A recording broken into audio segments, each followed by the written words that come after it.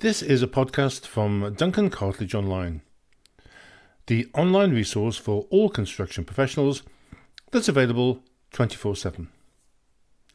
Please don't forget to subscribe at the place you usually get your podcasts so as not to miss a thing in this second series, as well as visiting our YouTube channel. Hello again and welcome to another podcast from Duncan Cartlidge Online. As usual, Barney, my red Labrador, is here to offer advice and to keep an eye on proceedings. And by the way, we would really appreciate it if you would like to write a review. If you're new to Duncan Cartlidge Online podcasts, welcome. Please don't forget to subscribe, as well as catching up with all the previous episodes. If you are already a subscriber, thank you for your support. In a minute, we'll have a look at the implications of the new Building Safety Act and its potential impact on procurement practice. But we'll start with a look at an old chestnut. This is such a fundamental issue, attracting talent to construction. And to finish, a reminder to look out your swimmers, as it's almost MIPIM time.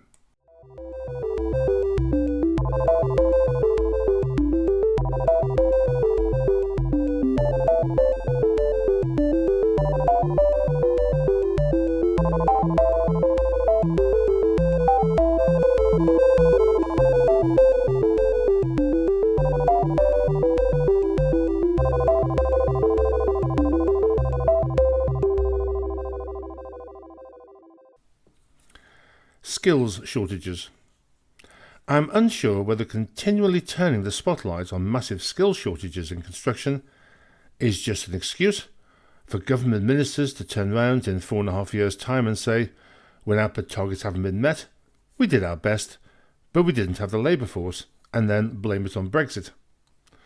And as though new build is not a big enough problem, the National Audit Office announced this week that there were few contractors with the expertise to carry out maintenance on a £49 billion backlog for work on hospitals, schools, courts and museums. One common theme in the mini-calls to recruit more talent is get them young, go into schools or start a built environment GCSE. Now, why didn't anybody think of that one before? As someone who has been in and around education for many years, this approach doesn't seem to have worked.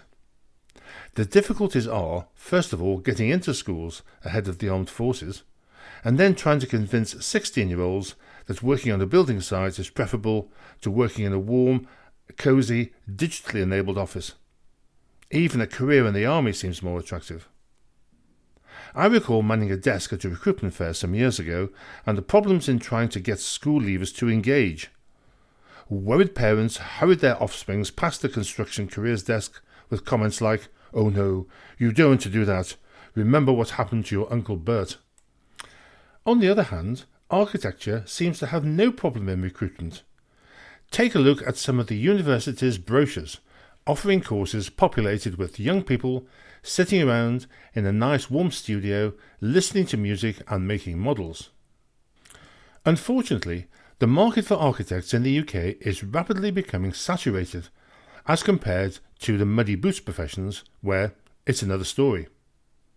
Building Magazine reported that, according to the RIBA, at the end of 2024, the number of architects in education has been rising steadily for the past 15 years, from around 15,600 in 2010 to 20,000 in 2022.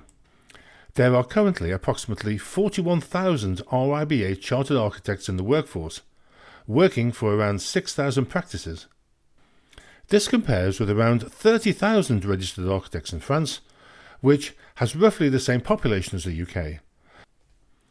Candidates in the UK appear to be drawn by the focus, during the early years of architectural training, on the relatively abstract and philosophical aspects of design, including how architecture can solve society's problems, and often neglects the less glamorous aspects of profession, like how to run a practice, maintain cash flow, designing buildings that work, and earning a living.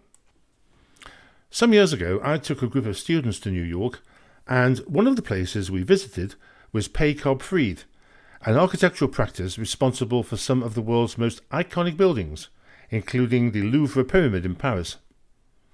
I always remember that we were introduced to the partner responsible for construction technology. How very refreshing, a person ensuring the technology works.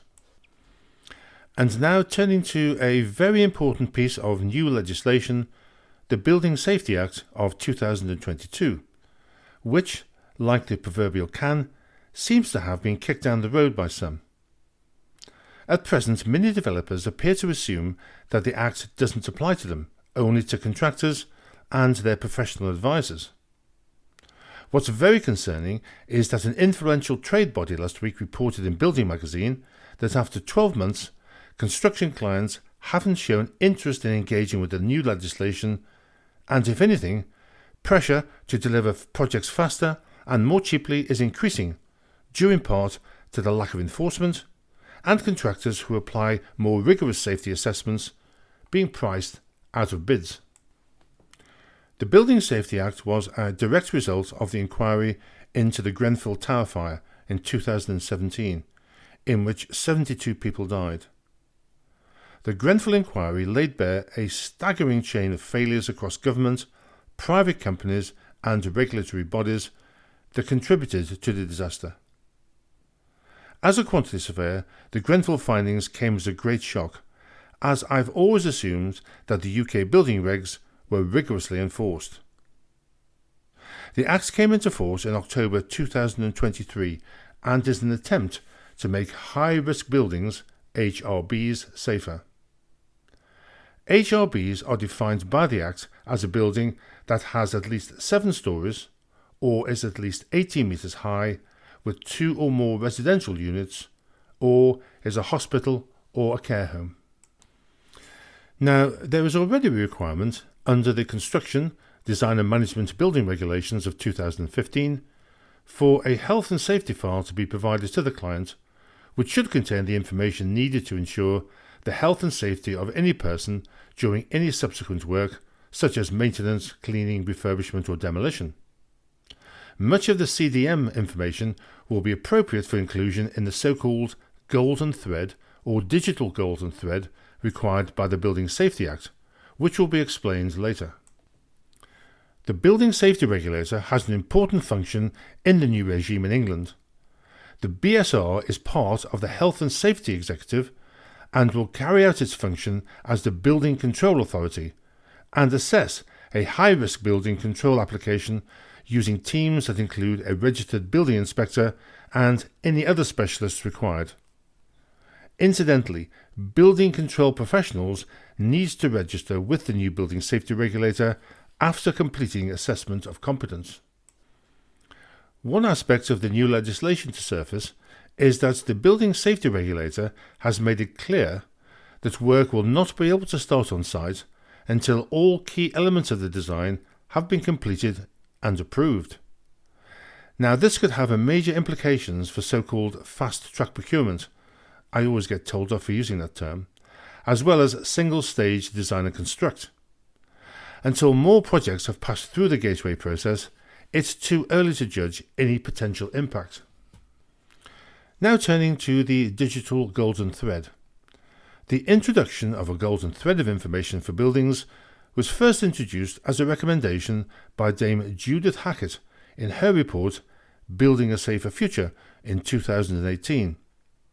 It was to support duty holders in designing, constructing and managing their high-risk buildings in a holistic way, and is one of the most significant changes on how the construction industry approaches safety and compliance. In a nutshell, it's how the building evolved and how it will be kept safe and in good condition when occupied. The digital golden thread is all about accuracy and covers compliance with the building and safety regulations, transparency, who did what and when, including changes that were made after or during the design stage, accountability, did you build what you were supposed to build, and is what you build safe to occupy, including safety ratings, and capturing and sharing this information digitally. The golden thread involves keeping a digital record of crucial building information, starting from the design phase and continuing throughout the building's life cycle. The government has decided that the golden thread of a building's information must be stored digitally, although this can be on multiple systems. With Grenfell, the lack of a single entity overseeing the safety of the entire project created a gap in responsibility with devastating consequences. The key points for the golden thread information are: it should be kept digitally and securely and be capable of being transferred electronically, also be available as and when needed in a way that can be easily interpreted with consistent language, terminology and definitions. So, who's responsible for the golden thread? The Building Safety Act establishes a number of new roles. Each submission to the Health and Safety Executive must name an accountable person or persons and a principal accountable person. On large-scale schemes, there may be several accountable persons defined by the HSE as an organisation or individual who owns or has a legal obligation to repair any common parts of the building, for example, corridors, lobbies, staircases, etc. In addition, the person who has the responsibility to repair the structure and the exterior is known as the principal accountable person. For some schemes, the accountable and the principal accountable person could be one and the same person. Another significant step post-Grenfell has been the creation of a principal designer. The principal designer is intended to be the single point of accountability for building safety, ensuring that safety is embedded in every aspect of the design, from the initial conception through to completion. It's important that the principal designer is part of the design team and not a third party without influence over design decisions, and should be able to coordinate the design team. Should architects step into this role? Well, currently, there doesn't seem to be any great enthusiasm on their part. Indeed, in the recent past, architects have been shedding management responsibilities onto the shoulders of project managers. A principal designer is not expected to be an expert in every design specialism, but they are expected to know enough about the building regulations to assess whether a building design will comply with all the relevant regulations. Principal designers should support others, for example, in being able to pass on necessary information to contractors and explain to them how to demonstrate that elements are built properly.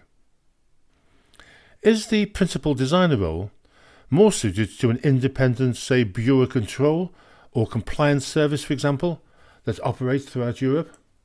The golden thread comprises two parts: design and construction and occupation. This ensures that any modifications or enhancements to the building are accurately documented and enables building owners to proactively identify potential risks or hazard and to take corrective action. During the design and construction phase, the duty to ensure arrangements are in place to keep and manage the information thread rests with the client or somebody on their behalf, and includes ensuring principal designers and principal contractors have access.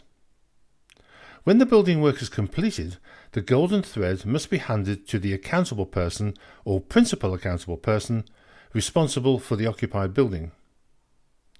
The regulations do not prescribe any particular format for the golden thread, although pro formas are on offer from several commercial organisations. Crucially, relevant information must be easily identified and accessed by the principal accountable person.